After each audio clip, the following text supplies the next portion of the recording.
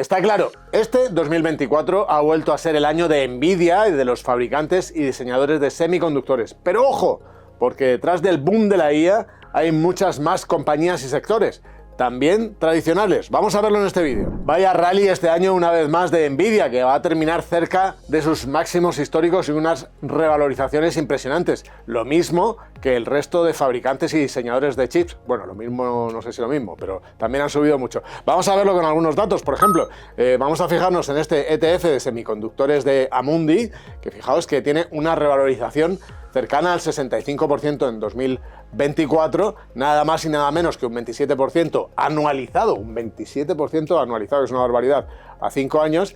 Y hombre, efectivamente, si hubiésemos conseguido elegir las empresas que mejor lo han hecho, como Nvidia, pues habríamos vuelto este 2024 a conseguir una revalorización de casi el 200%, o sea, prácticamente triplicar. Pero hay vida y mucha más vida más allá de los fabricantes de chips y semiconductores. Sí, en muchas compañías tecnológicas también han subido mucho, pero también de sectores tradicionales. Y eso es lo que os queríamos traer en este vídeo. Vamos a traer 3 ideas que hemos visto en un interesante análisis que han realizado los expertos de Capital Group, que podéis consultar por completo en Fineck. Yo de este análisis me voy a quedar con 3 ideas, que son las 3 que se van a beneficiar si se mantiene la infraestructura actual, la necesidad de más máquinas, de más GPUs, de más servidores, si se mantiene eso, sin contar nuevos servicios añadidos, por ejemplo, como temas de consultoría, que también están en este artículo que decían. Bueno, vamos a ir con ello. Vamos a ver la primera. ¿Sabéis cuál es? El cobre. El cobre con la IA. Sí, fijaos en este gráfico, vamos a ver a continuación. Esto es, lo trae el gráfico Capital Group, un centro de datos. Fijaos que un centro de datos tiene efectivamente los servidores que podéis ver ahí, pero no solo eso. Tiene refrigeradores, tiene procesadores de energía, o sea, tiene mucha más necesidad de máquinas que necesita también estar conectada. Para toda esta infraestructura, dicen los expertos de Capital Group, que se necesita cobre, o sea, que se necesita mucho cobre. Fijaos que, por ejemplo, el último centro de datos de Microsoft que se construyó cerca de Chicago, costó $500 millones construirlo, pues para ese centro de datos se necesitaron 2.177 toneladas de cobre. Es decir, que si se siguen construyendo, como parece que va a ser, muchos centros de datos, vamos a tener mucha más necesidad de cobre. ¿Esto lo está recogiendo el mercado o no? Bueno, vamos a ver este ETF, por ejemplo, de WisdomTree sobre el precio del cobre. Podéis ver ahí una revalorización del 14% este año. O este ETF de mineras de Global X, que sube un 17%. Claro, me dirás, hombre, son buenas subidas, son subidas interesantes, pero nada que ver con las que veíamos antes, con ese casi 200% de Nvidia, con ese 60 y pico % en el año del ETF de semiconductores. Es decir, que no se está descontando un crecimiento tan fuerte cuando ese cobre se va a mantener. Y de hecho, se dice que hay un déficit increíble de toneladas de aquí a 2030. Segundo punto. ¿Qué hace falta para que todos esos servidores, ordenadores, demás, todos esos sistemas de refrigeración funcionen? ¿Qué hace falta? Energía, electricidad, ¿verdad?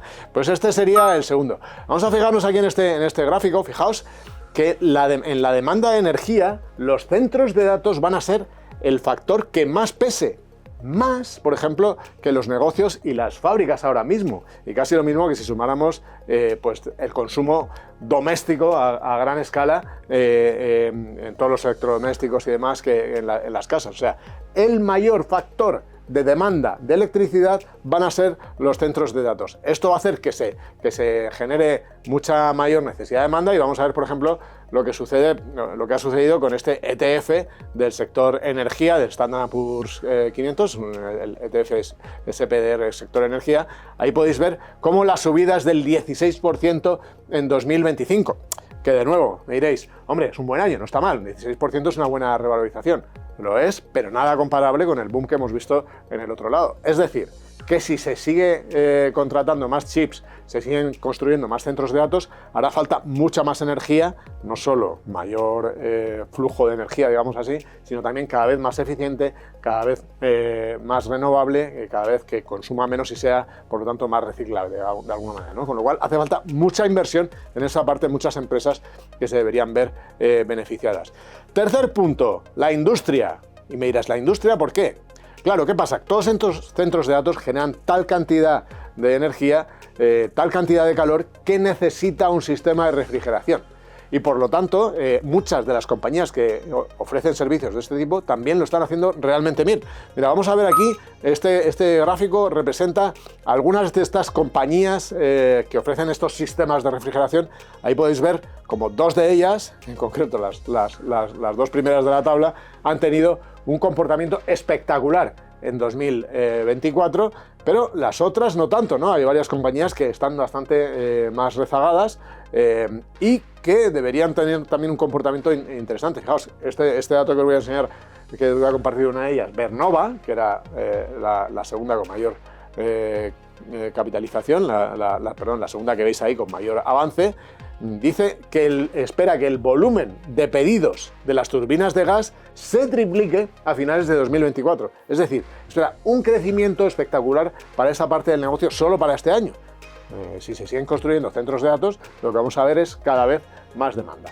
Bueno, aquí tenéis, os teníamos tener estas tres ideas. El artículo que hemos comentado además menciona a las consultoras, ¿no? Porque dice que se va a necesitar inteligencia, se va a necesitar conocimiento muy específico para aplicar ese incremento que va a traer la IA a muchas otras áreas de las actividades. Pero lo que os hemos traído es solo si se mantiene el ritmo de inversión y de crecimiento en centros de datos, otro tipo de sectores muy clásicos que se beneficiarían. ¿Qué os parece? ¿Habéis pensado en ellos? ¿Tenéis otros? ¿Cómo lo veis? ¿A qué tipo de compañías pensáis que afectaría más? Os leemos en los comentarios, si tenéis ideas también de ETFs o de fondos de inversión que puedan servir, que se puedan aprovechar de este boom de la IA, también nos interesa conocerlos. Así que ya sabéis que todo eso lo tenéis en Finet, información, análisis y herramientas para invertir mejor.